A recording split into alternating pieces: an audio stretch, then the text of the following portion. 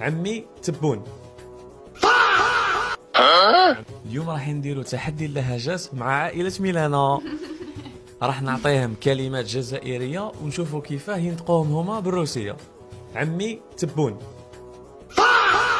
عمي تبون. عمي تبون. عمي تبون. يس. اوكي ميلانا. عمي تبون. ميلانا you're Algerian you know. Arina. Can you say it again please? عمي تبون.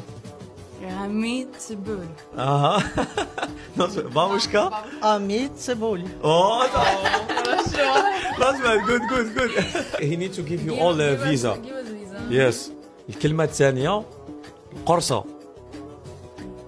القرصة.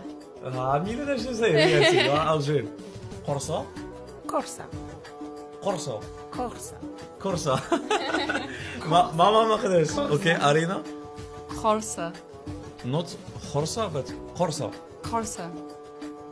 بابوشكا. قرصة. Oh, she's good. Very good. الكلمة الثالثة يعطيك الصحة. الصحة.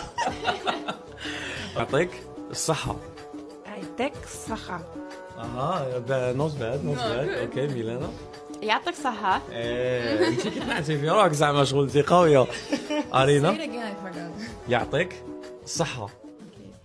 يعطيك صحة. أرينا also good. Yeah. بابوشكا يعطيك الصحة. بابوشكا. خوتي you welcome to Algeria. خوتي انا تبان لي راه موجدين باش يجيو للجزائر من الاخر.